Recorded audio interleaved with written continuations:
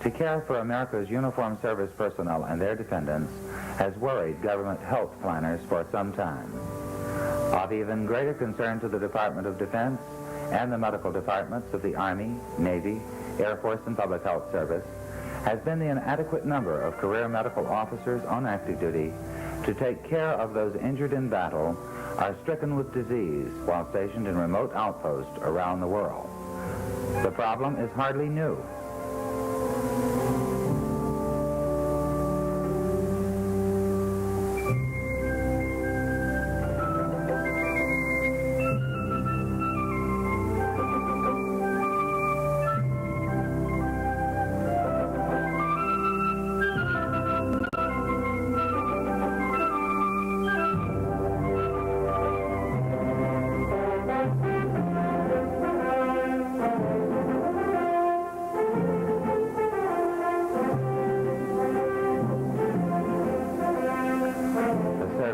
Overall medical manpower deficits have steadily worsened since the end of World War II. Career slots went largely unfilled during the 1960s as service training programs, once the primary source of career medical officers, were thrown into competition with civilian programs offering young doctors greater professional career choices, stability, and financial rewards.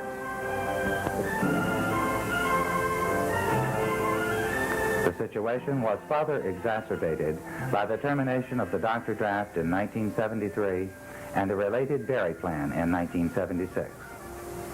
By the end of the decade, the Department of Defense estimated that military medical departments were short nearly 3,000 physicians in their all-volunteer forces. To avoid the anticipated catastrophe, the Congress of the United States in 1972 passed the Uniformed Services Health Professions Revitalization Act, Public Law 92-426. This law provides complementary long-term and short-term approaches to recruiting and retaining physicians for the uniformed services. The short-term solution, the Armed Forces Health Professions Scholarship Program, annually provides full scholarships for approximately 1,000 civilian medical students who, on graduation, have a year-for-year service payback obligation. The Uniformed Services University of the Health Sciences is the long-term solution. Its School of Medicine was given top priority.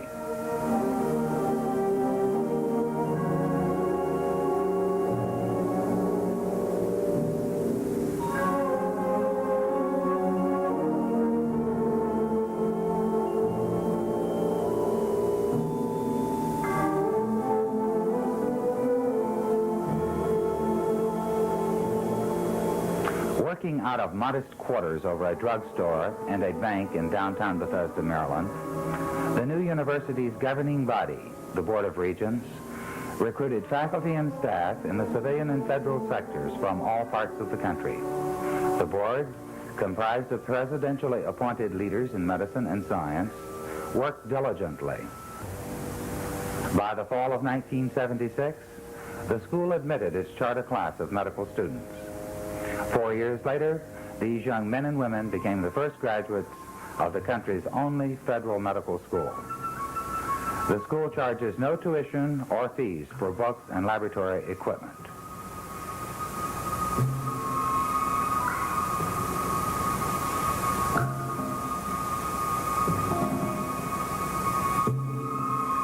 Its students, commissioned as officers on admission, receive the salary, allowances, and benefits of their rank. Second lieutenant in the Army and Air Force, ensign in the Navy, and junior assistant surgeon in the Public Health Service.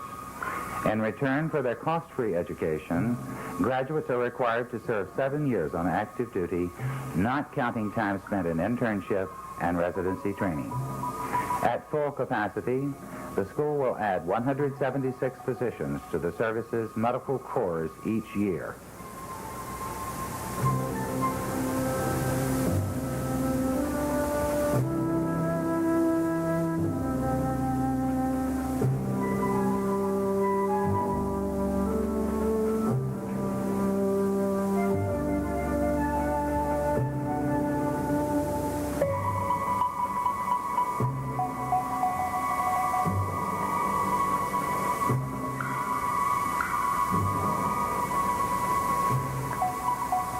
More important than their increasing numbers is that the graduates of the School of Medicine have completed what may well be the most unusual medical curriculum in America. In addition to the more traditional basic and clinical sciences, their education focuses on those areas of medicine especially relevant to the uniformed services. Integrated into the school's fully accredited four-year curriculum are themes designed to prepare medical officers for duty in times of peace and war. Examples include diving and aerospace medicine, parasitology and infectious disease, and functional disorders related to extremes in altitude, temperature, and stress. Direct medical training in the field gives students practical experience with line units operating in normal or simulated combat conditions. Students learn leadership and organizational strategies, set up aid stations and MASH units, and master triage and casualty evacuation. They go to the sea in ships and submarines. They fly in helicopters and airplanes. And if they're so inclined and trained, may jump from them as well. They sleep in tents,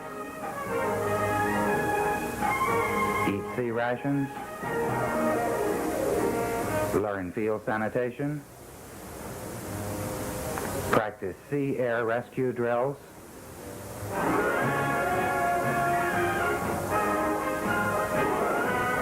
and solve logistical problems. And should they momentarily forget that they are officers, they are occasionally reminded.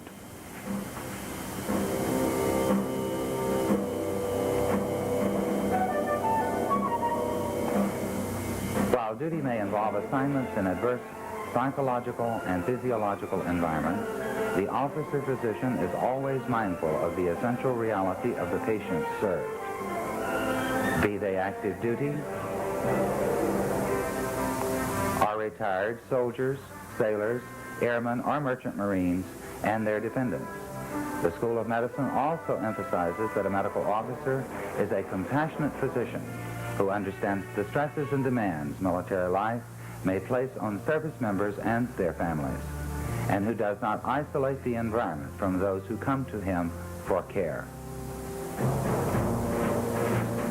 To accomplish educating the officer-physician, the school extends the academic year to 11 months and combines didactic training with hands-on field experience. These important field experiences are made available to students and faculty by the cooperation of the medical departments of the services and the federal government through their worldwide network of provider and research institutions. Although globally affiliated, the university's home campus is in Bethesda, Maryland, just northwest of the District of Columbia. Construction of the university's basic science campus began in 1975 and was completed in 1979. The complex consists of 4 connected buildings, providing over 500,000 square feet of space for student teaching laboratories and lecture halls, faculty research laboratories and offices, administrative offices and support facilities, a library, learning resources center, student study areas, cafeteria, 400-seat auditorium, and underground parking garage are all accommodated in the structure. Throughout the modern buildings, particular attention is paid to maximizing utilization and minimizing cost. Thus, all teaching laboratories and lecture halls are multidisciplinary, allowing their full use throughout the academic year. Situated on the grounds of the National Naval Medical Center, the university is in close proximity to a large number of other mature institutions recognized as the country's finest healthcare delivery and research resources. These include the National Institutes of Health, the National Library of Medicine, the Naval Medical Research Institute, the Armed Forces Radiobiology Research Institute, the Armed Forces Institute of Pathology, Walter Reed Army Medical Center, and its Research Institute. During the last 2 years of medical school, students receive first-class training at the school's primary clinical teaching hospitals: Walter Reed Army Medical Center, National Naval Medical Center, Malcolm Grove U.S. Air Force Medical Center at Andrews Air Force Base, and Wolford Hall U.S. Air Force Medical Center in San Antonio, Texas. Additionally, a variety of elective clinical clerkships are offered by these and other military and public health service associated institutions around the country. The success of the School of Medicine's academic program is enhanced by the continuing growth and development of the university's graduate programs in the basic medical sciences. Provision for graduate programs in the basic sciences is fully endorsed by the Board of Regents as an essential component of a sound medical education. Graduate students are both civilians and military and are designated pre-doctoral teaching research assistants. Through their close contact with medical students during the preclinical years, they function as instructors, exposing physicians in training to the rigorous scientific methodology that forms the basis of all rational problem solving in medical science. Accredited programs leading to a PhD degree in major basic science disciplines are underway. These include anatomy, biochemistry, medical psychology, pharmacology, and physiology. Preventive medicine and biometrics is under development. All graduate programs have as their primary objective the education of both military and civilian students pursuing academic careers. Consistent with its congressional mandate and the philosophy that a medical education is a continuum which does not end with graduation from medical school, the university sponsors a large number of postgraduate courses. This effort has enabled several thousand participants here and in more medically remote areas to keep abreast with developments in their field and to gain continuing medical education, CME credits required for certification and licensure. Examples of CME courses involving the university's faculty and facilities include programs in advanced trauma life support, clinical diseases, surgical stapling techniques, and a successful tri-service course in combat casualty care hosted by the Army at Camp Bullis under the academic auspices of the university. These and other collaborative efforts involving the military medical departments, as well as other components of the Department of Defense and the federal government, have brought the university to national and international attention. Under the continuing wise guidance of the Board of Regents, the university looks toward a productive future. It seems certain that its position as a national resource is guaranteed and that the future of the medical departments of the uniformed services is in good hands.